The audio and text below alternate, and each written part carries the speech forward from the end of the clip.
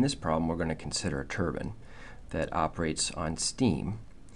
The inlet pressure and temperature are given, so I immediately want to circle these two guys because really it means that I know everything about the thermodynamic state at 1, especially the enthalpy, which is something I'm going to be interested in. At state 2, I only seem to have one exit property given to me of 200 kPa. I'm asked to find what would be the best possible performance of such a turbine that had these characteristics.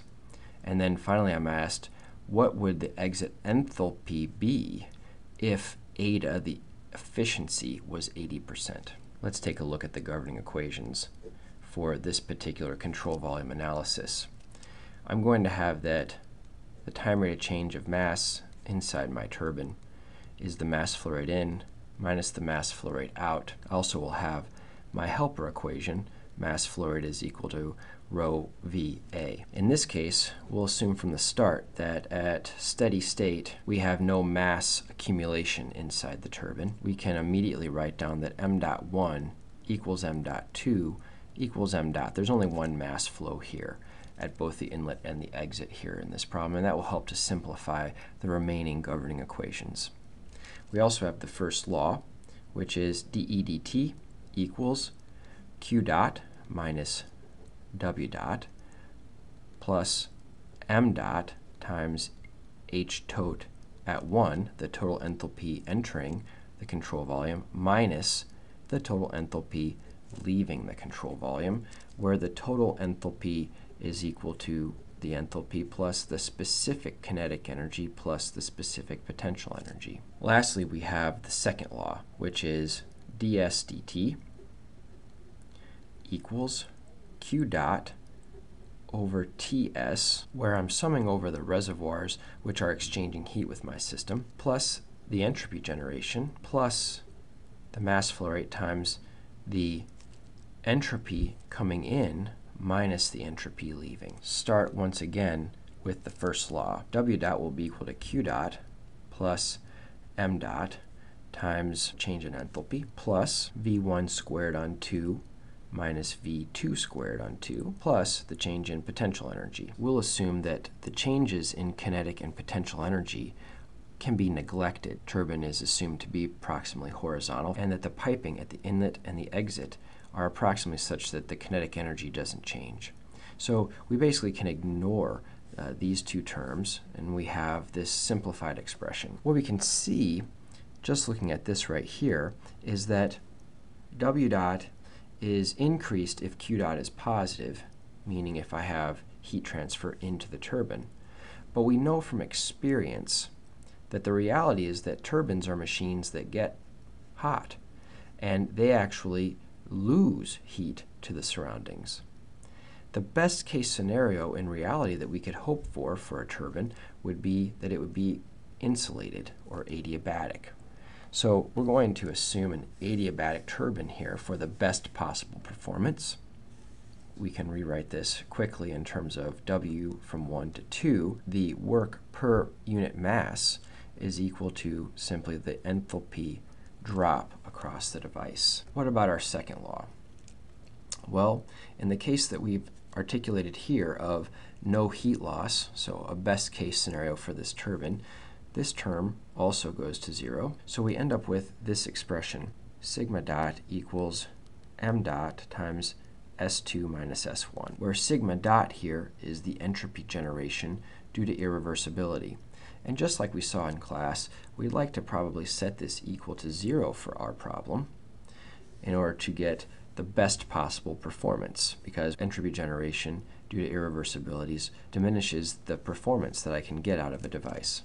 In other words, the best possible performance would be that S2 equals S1. The way that we'll denote this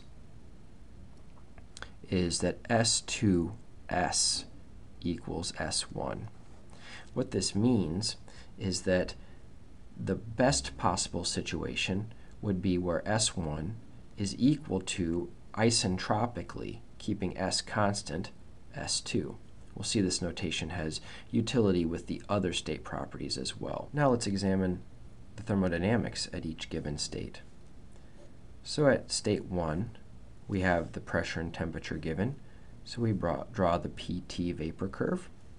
And if we were to look in the tables, at 1.2 megapascals, the saturation temperature is about 187 degrees centigrade, where our temperature is much higher than that, 400, so we are a gas.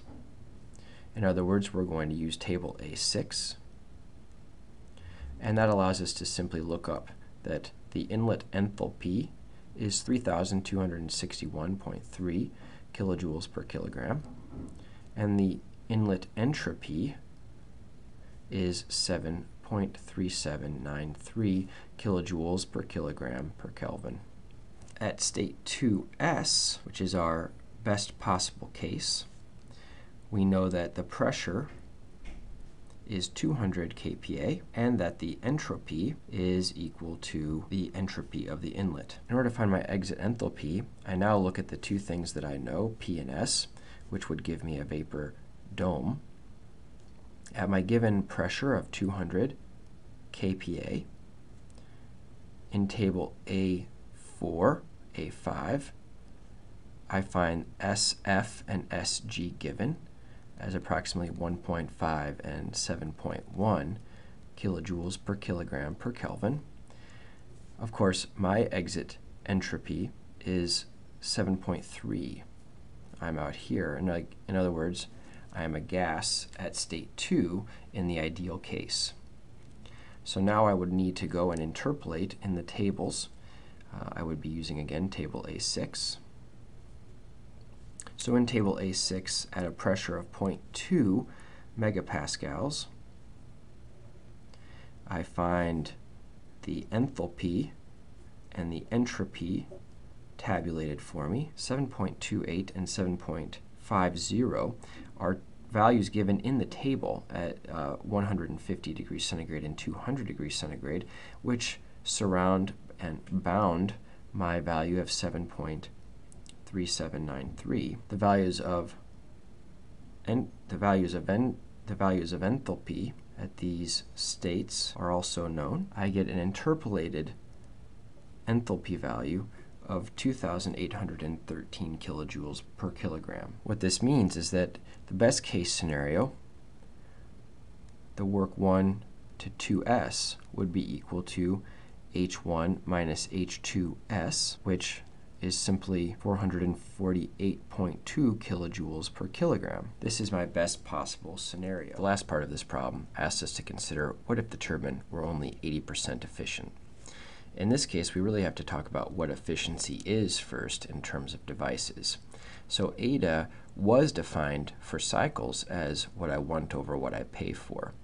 But for devices, we define eta as what I actually produce versus what I could, or the best possible.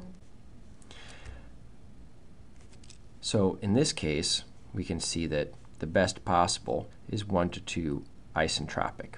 And the work that I actually would produce is just 1 to 2.